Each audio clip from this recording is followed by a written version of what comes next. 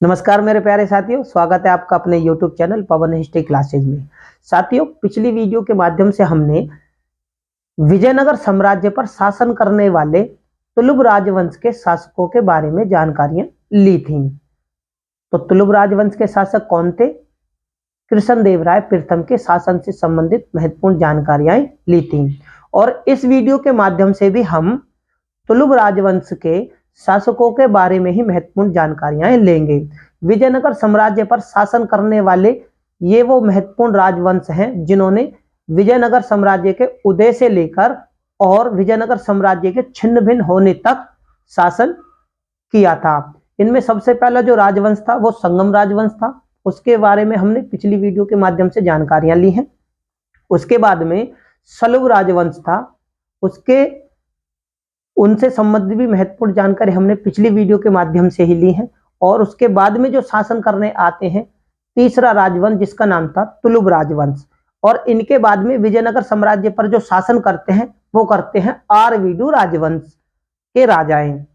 ठीक है, इनके बाद में विजयनगर साम्राज्य छिन्न भिन्न हो जाता है और मुसलमानों का विजयनगर साम्राज्य पर शासन हो जाता है, यानी विजयनगर साम्राज्य उनके अधीन चला जाता है। ये जो राजवंश हैं इन्होंने लगभग 300 सालों तक विजयनगर साम्राज्य पर शासन किया था और विजयनगर साम्राज्य का जो संघर्ष था वो बहमनी साम्राज्य से बहुत ज्यादा था। इनके बारे में हम जानेंगे। तो मेरे प्यारे साथियों, जब संगम वंश के अंतिम शासक को हटाने के बाद में सलुभ राजवंश के जो वीर नरसिंह हैं जब वो राजा बनते हैं तो उस घटना को प्रथम बलपहार कहा जाता है। इसके बाद में इसी घटनाक्रम में आगे चलकर सलुभ राजवंश के शासकों को जब तुलुभ राजवंश के राजा हटाते हैं तो उसे द्वितीय बलपहार कहा जाता है। यहां से संबंधित क्वेश्चन पेपरों में काफी बार पूछे गए हैं।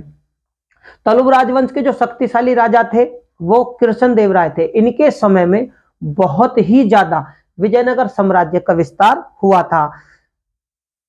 कृष्णदेवराय जी के बाद में उनके उत्तराधिकारी शासन करने आते हैं उनके मृत्यु के बाद में। तो हम उनके बारे में अब जानते हैं। तो मेरे प्यारे साथियों, चैनल नया है, इसे ज्यादा से ज्यादा लाइक शेयर और सब्सक्राइब करें। होता क्या है, जब कृष्णदेवराय जी शासक थे तो उस समय इनका एक दामाद भी था। इनका एक दामाद था राम राय। ये क्या करते हैं, कृष्णदेवराय राम राय और अपने उत्तराधिकारी अपने पुत्र कौन, अच्युत देव राय दोनों को सहभागी के तौर पर विजयनगर साम्राज्य पर शासन करते हैं। कृष्णदेवराय जी ने अपने उत्तराधिकारी कौन थे, अच्युत देव राय, उनको शासक बनाया, लेकिन सहभागी के तौर पर अपने दामाद राम राय को भी शासन सौंपा था। वो हम राम राय जी के बारे में भी जानेंगे। तो होता क्या है कि राम राय जो हैं जब ये राजा बन जाते हैं तो राम राय को ये चीज थोड़ी सी अच्छी नहीं लगती कि यार इन्हें राजा बना दिया। तो ये क्या करते हैं, उन्हें काफी बार राजा बनने से रोकते हैं, लेकिन वो इन्हीं चीजों को देखते हुए वो इनके इस प्रोग्राम को यानी इस योजना को विफल करते हैं। कौन, अच्युत देव राय, और अपना राज्याभिषेक 2 बार कराते हैं। एक कहां पर, तिरुपति में, दूसरा कालाहस्ती। तो इनका जो राज्यारोहण होता है वो 2 बार होता है, तिरुपति और कालाहस्ती में।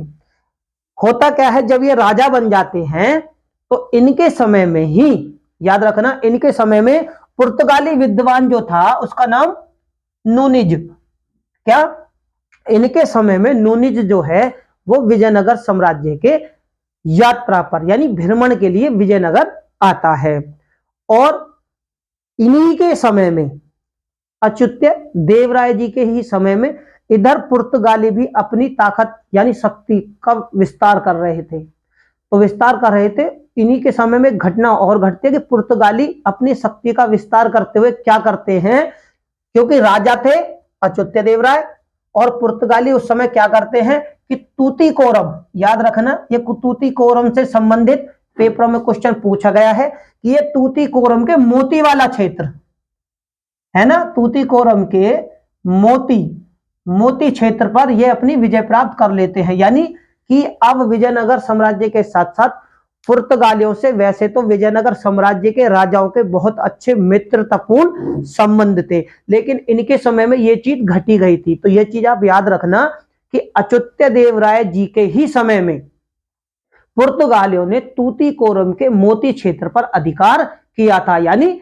विजय प्राप्त की थी। और इन्हीं के समय में क्या था, पुर्तगाली विद्वान नूनिज है, जो कि विजयनगर की यात्रा भ्रमण पर आए थे। तो आप कह सकते हैं कि 1529 में अच्युत देव राय जी राजा बनते हैं और 1542 तक ये शासन करते हैं। इनको दरबारी कवि था, क्योंकि हम जो जान रहे हैं वो विजयनगर साम्राज्य के जो शासक थे उनके शासन के समय में घटित महत्वपूर्ण घटनाओं के बारे में जानकारियां ले रहे हैं। तो इनके जो राजकवि थे वो कौन थे, राजनाथ डिडिम इनके दरबारी कवि थे। और इन्हीं के जीते जी, क्या ये जो विद्वान है राजनाथ, जो इनके राजकवि हैं, अच्युत देव राय के जीते जी ही इन्होंने अच्युत देव राय जी के लिए एक काव्य ग्रंथ की रचना की थी। वो कौन सा था, अच्युत राय अभ्युदयम,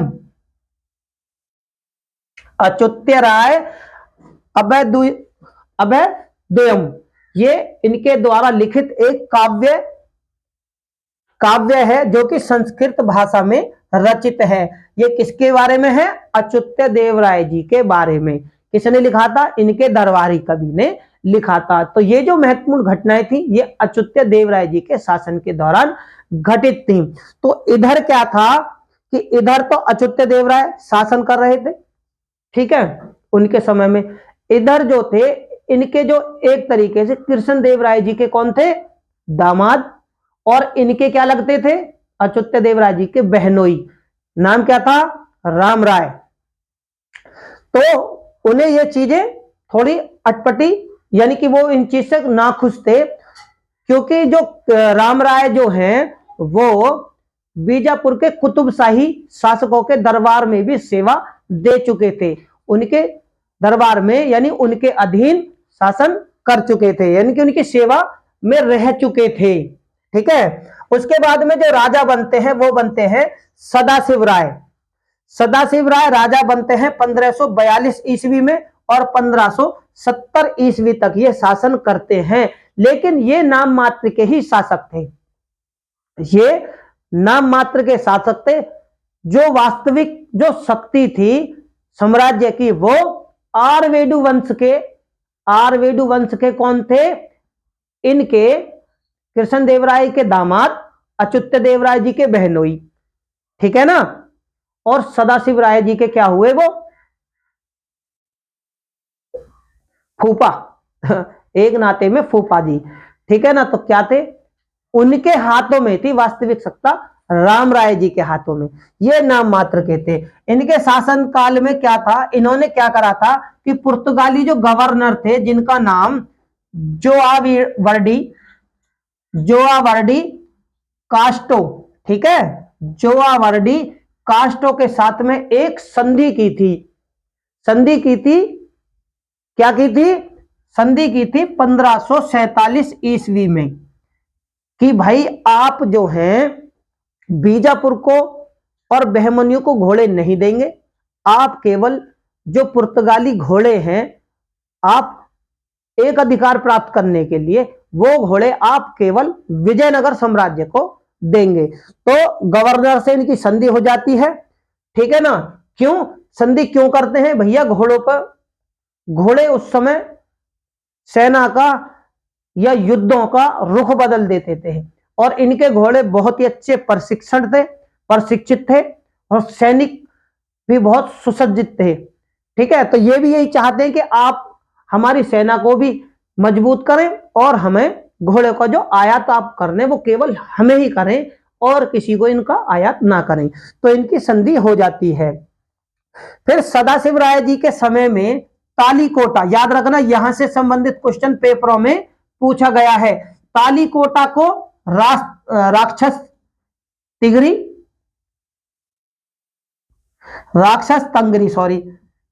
तंगरी और बन्नीहट्टी, ये बन्नीहट्टी काफी बार पेपरों में पूछा गया है, तो इसे याद रखना। तालीकोटा का युद्ध होता है 1565 ईस्वी में। यह आखिरकार ये युद्ध होता क्यों है?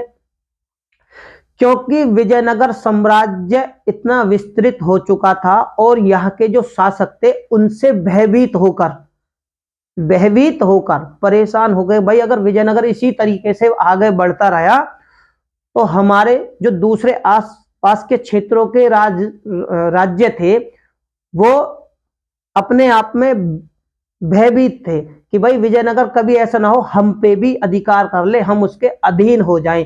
तो ये क्या करते हैं सारे जने मिलकर, क्योंकि विजयनगर हिंदू राज्य था और बाकी जो थे वो मुसलमानी राज्य थे, तो इसमें क्या करते हैं कि ये विजयनगर के साथ में दक्षिण भारत के जो राज्य थे वो एक संघ बनाते हैं जिसे संघ राज्य कहते हैं। अब इस संघ राज्य जो सारे राज्य मिलकर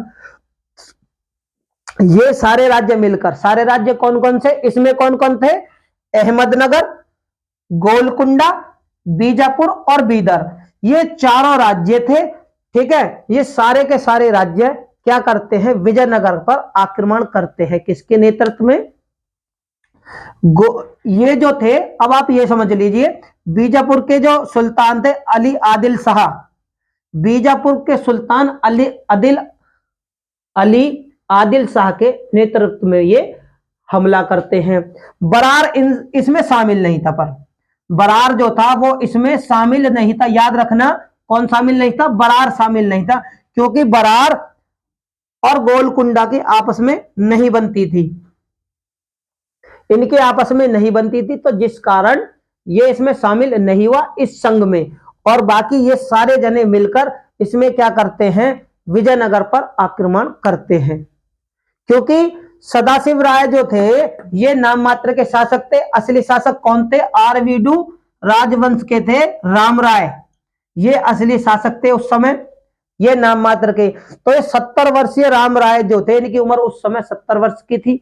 ये इस संघ से बहुत ज्यादा संघर्ष करते हैं, युद्ध करते हैं, लड़ते हैं, लेकिन बात नहीं बन पाती, ये नहीं जीत पाते। और ये सारे जने संघ राज्य जो मिलकर जिन्होंने आक्रमण किया था, ये 70 वर्षीय राम राय को मार डालते हैं। इस युद्ध का जो प्रत्यक्षदर्शी था, यानी इस युद्ध को जो अपनी आंखों से देखने वाला व्यक्ति था, उसका नाम था, प्रत्यक्षदर्शी का नाम सिवेल इस युद्ध का वर्णन भी करते हैं। वो कहते हैं कि 3 दिन तक ये संघर्ष चला था। तीसरे दिन जब ये मारे गए तो जितने भी मुसलमान शासक थे, योद्धा थे, वो फिर रुक जाते हैं, थोड़ा आराम करते हैं। आराम करने के बाद में ये फिर नगर में प्रवेश करते हैं, और जब नगर में प्रवेश करते हैं तो ये कहते हैं, ये वो विद्वान है जो ये अपनी टिप्पणी कहते हैं कि भाई उसके बाद में जितने भी योद्धा थे, मुसलमान योद्धा, ये विजयनगर साम्राज्य को छिन्न भिन्न करते हैं, नष्ट करते हैं। मंदिरों को, जो कि विट्ठल स्वामी जी के मंदिर थे, हजारों मंदिर थे, उन्होंने आग लगा देते हैं, लूटपाट शुरू कर देते हैं, खून खराबा करते हैं, और जनता को 6 महीने तक पूरे नगर को और जनता को ये परेशान करते हैं, नगर को ध्वस्त करते रहते हैं और जनता को परेशान करते रहते हैं। ये सिविल मोध्य इस चीज का वर्णन करते हैं। इसके बाद में होता क्या है? 1567 ईस्वी में सीजर फेडरिक एक विद्वान थे। ठीक है, सीजर फेडरिक विद्वान थे जो वहां पर जाते हैं और इनके खंडरों पर एक नया विजयनगर की स्थापना होती है। ये उस समय विजयनगर आए थे। ठीक है, 1567 में कहते हैं कि इन सारी घटनाओं के बाद में सीजर फेडरिक जो वहां पर गए, उन्होंने इस विजयनगर की स्थापना, जो दोबारा से विजयनगर स्थापित हुआ था, उसको देखा। उसके बारे में ये वर्णन करते हैं कि 24 मील के घेरे में ये विजयनगर साम्राज्य उस समय फैला हुआ था। तो मेरे प्यारे साथियों, यहां के बाद में होता क्या है? जो राम राय थे, ये किसके थे? आरवीडू वंश के थे। लेकिन कृष्णदेव राय के तो दामाद थे और अच्युत देव राय के क्या थे? बहनोई। और सदाशिव राय क्या थे? क्योंकि सदाशिव राय इनके भी उत्तराधिकारी थे, तो ये क्या थे? उनके एक तरीके से रिश्ते नाते में आप समझ सकते हो, फूफा जी लगते थे। ठीक है ना? तो क्या हम केवल यही कहेंगे कि ये उनके दामाद थे और अच्युत देव राय जी के बहनोई थे। इसके बाद में थे ये आरवीडू वंश के। तो होता क्या है, जब ये मारे जाते हैं तो राम राय के भाई थे, सौतेले भाई तिरुमल। ठीक है, तिरुमल क्या करते हैं? सदाशिव राय को हटा देते हैं, सदाशिव राय को ये हटा देते हैं और आरवीडू वंश की यहां पर विजयनगर साम्राज्य पर स्थापना होती है। कौन से वंश की? आरवीडू वंश की। अब तिरुमल जो है वो 1570 ईस्वी में राजा बनते हैं और 1652 ईस्वी तक ये शासन करते हैं। ये कौन थे? ये राम राय जो थे उनके सौतेले भाई थे तिरुमल। अब तिरुमल शासक बनते हैं और सदाशिव को ये हटा देते हैं, जो कि तुलुभ राजवंश के थे। यानी तुलुभ राजवंश के इन्हें हम अंतिम राजा कह सकते हैं, कह नहीं सकते, ये अंतिम राजा थे तुलुभ राजवंश के। इसके बाद में विजयनगर साम्राज्य की जो सत्ता है वो आरवीडू राजवंश के पास चली जाती है। इस प्रकार से विजयनगर साम्राज्य का जो तीसरा राजवंश था तुलुभ वंश वो समाप्त हो जाता है और विजयनगर साम्राज्य पर एक नया वंश जिसका नाम आरवीडू राजवंश था वो स्थापित होता है। ठीक है, इसके बाद में क्या है, इसने तिरुमल ने अपनी राजधानी कौन सी बनाई थी? पेनगोंडा। तिरुमल ने अपनी राजधानी पेनगोंडा को बनाया था। इनका जो शक्तिशाली शासक था, दूसरा शक्तिशाली शासक वो कौन था? वेंकट द्वितीय। आरवीडू वंश का दूसरा सबसे शक्तिशाली शासक वेंकट द्वितीय था, जो कि 1586 ईस्वी में राजा बनते हैं। जब ये राजा बनते हैं तो ये अपनी राजधानी या अपना मुख्यालय किसको बनाते हैं? पहले बनाते हैं चंदनगिरी को। ये चंदनगिरी को अपना मुख्यालय बनाते हैं, यानी एक तरीके से राजधानी का मुख्यालय। और बाद में ये भी अपने पूर्वजों की तरह जो इन्होंने पेनगोंडा इनकी क्योंकि राजधानी थी आरवीडू वंश की, ये चंदनगिरी के बाद में पेनगोंडा को ही अपनी राजधानी बना लेते हैं। ठीक है, होता क्या है, जब वेंकट द्वितीय शासक थे तो अडियार थे, राजा अडियार, ये वेंकट द्वितीय से अनुमति मांगते हैं कि महाराज आप हमें अनुमति दे दीजिए। क्यों अनुमति क्यों दे दीजिए? कि ये थे सूबेदार थे, किसके? रंगपट्टनम के। ये रंगपट्टनम के सूबेदार थे और इनकी सूबेदारी हो जाती है खत्म। ठीक है, क्योंकि इनके ऊपर आक्रमण होता है, सूबेदारी खत्म हो जाती है, तो ये अनुमति मांगते हैं वेंकट द्वितीय से। जब वेंकट द्वितीय दे देते हैं, इनको अनुमति दे देते हैं। जब इन्हें अनुमति मिलती है तो जो राजा अडियार हैं ये मैसूर राज्य है, क्या? मैसूर, याद रखना, मैसूर राज्य की 1612 ईस्वी में, ठीक है, 1612 ईस्वी में मैसूर राज्य की स्थापना करते हैं। क्यों करते थे वो मैंने अभी आपको बताया, क्योंकि ये रंगपट्टनम के सूबेदार थे, इनकी सूबेदारी खत्म हो जाती है। जब खत्म हो जाती है तब ये वेंकट द्वितीय से अनुमति लेते हैं कि मुझे भी कोई नया नए राज्य स्थापित करने के लिए जहां का मैं सूबेदार बन सकूं, मुझे अनुमति दे दो। तो वेंकट द्वितीय ने अनुमति दे देते हैं और 1612 में ये मैसूर राज्य की स्थापना कर देते हैं और वहां के ही सूबेदार बन जाते हैं। वेंकट द्वितीय जब राजा थे उस समय वेंकट द्वितीय के जो व्यवहार संबंध थे वो दूर दराज के राजाओं से भी थे। तो इनका जो सबसे ज्यादा पत्र व्यवहार था सीधा, ठीक है, तो स्पेन के राजा थे, वेंकट द्वितीय के स्पेन के राजा जो थे वो फिलिप तृतीय थे उस समय। तो फिलिप तृतीय के साथ में इनका सीधा पत्र व्यवहार था। याद रखना किसका? वेंकट द्वितीय का फिलिप तृतीय से सीधा पत्र व्यवहार था। 1598 ईस्वी का समय था, क्योंकि ये विद्वानों को बहुत आदर करते थे, संरक्षण भी देते थे। तो 1598 ईस्वी में होता क्या है, ईसाई पादरियों का, ये ईसाई पादरियों का स्वागत करते हैं। जो ईसाई पादरी उस समय आए थे इनके साम्राज्य में भ्रमण के लिए, घूमने के लिए, तो ये उनका स्वागत करते हैं। 1598 ईस्वी की यह घटना है। और क्या करते हैं, पुर्तगालियों को बेलोर, याद रखना कौन सी जगह है, बेलोर में गिरजाघर बनाने के लिए, गिरजाघर बनाने की भी अनुमति दे देते हैं। गिरजाघर बनाने की अनुमति भी ये देते हैं। किनको, यही वो पादरी हैं, ईसाई पादरी।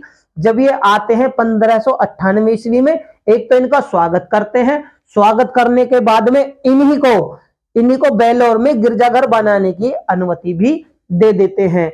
ये जो वेंकट द्वितीय हैं, इनका चित्रकारी में बहुत ज्यादा लगाव था। ये चित्रकारी बहुत ज्यादा पसंद करते थे, लेकिन कौन सी, यूरोपियन चित्रकारी। ये यूरोपियन चित्रकारी को बहुत पसंद करने वाले थे, जिस कारण ये क्या करते हैं कि ये अपने दरबार में जेसुइट, कौन थे, जेसुइट एक चित्रकार थे। कौन थे, यूरोपियन चित्रकार थे जेसुइट। और यूरोपियन चित्रकारों को ये बहुत ज्यादा पसंद करते थे, उनकी चित्रकारी को भी पसंद करते थे। तो ये अपने दरबार में जेसुइट को, चित्रकार जो थे उनको अपनी सेवा में रखते हैं, यानी उनको ही अपने दरबार में रख लेते हैं, अपनी सेवा उन पे ही कराते हैं। क्योंकि ये चित्रकारी शौक तो था उन्हीं पर, ये चित्रकारी कराते भी हैं और खुद करते भी थे। या फिर आप ये समझ लीजिए, इस वंश का जो अंतिम शासक था, किसका, आरवीडी वंश का जो अंतिम शासक था वो श्रीरंग तृतीय था। श्रीरंग तृतीय के बाद में होता क्या है, इन्हीं के बाद विजयनगर साम्राज्य का छिन्न भिन्न होना शुरू हो जाता है। यानी कि एक तरीके से विजयनगर साम्राज्य का समापन हो जाता है, विजयनगर साम्राज्य विलुप्त हो जाता है। तो मेरे प्यारे साथियों, विजयनगर साम्राज्य पर सबसे पहले शासन करने वाला कौन सा राजवंश था, इसका राजवंश था संगम वंश था, जो कि 149 ईस्वी तक शासन करता है। संगम राजवंश का अंतिम शासक कौन था, विरूपाक्ष द्वितीय है। ठीक है, उसके बाद में कौन आता है, सलुभ राजवंश, जो कि 20 वर्षों तक शासन करता है। इसका जो था इमाडी नरसिंह, इनका जो अंतिम राजा था वो इमाडी नरसिंह था। उसके बाद में कौन सा वंश आता है, तीसरा राजवंश, जिसका नाम तुलुभ राजवंश था, जो कि लगभग विजयनगर साम्राज्य पर 65 वर्षों तक शासन करता है। इसका अंतिम शासक जो था वो सदाशिव राय था। इसके बाद में कौन आता है, आरवीडु वंश। आरवीडु वंश के शासक आ जाते हैं, जो कि विजयनगर साम्राज्य पर शासन करते हैं। ये 80 वर्षों तक विजयनगर साम्राज्य पर शासन करते हैं। और आरवीडु वंश का अंतिम शासक कौन था, तो वो श्रीरंग तृतीय था। तो मेरे प्यारे साथियों, उम्मीद करता हूं आपको तुलुभ राजवंश और आरवीडु राजवंश के शासकों के शासन के दौरान महत्वपूर्ण घटनाओं के बारे में जानकारियां मिली होंगी। तो मेरे प्यारे साथियों, चैनल नया है, इसे ज्यादा से ज्यादा लाइक करें, शेयर करें, सब्सक्राइब करें, बेल आइकन को दबाना बिल्कुल भी ना भूलें। डिस्क्रिप्शन बॉक्स में लिंक दिया हुआ है, वहां पर जाकर आप हमारी सारी वीडियो को देख सकते हैं। इनके शासन के दौरान कौन कौन से महत्वपूर्ण क्वेश्चन पेपरों में पूछे जाते हैं, इनमें क्वेश्चन किस प्रकार से बनेंगे, वो हम अपने आने वाली वीडियो के माध्यम से आप लोगों तक पहुंचाएंगे। धन्यवाद।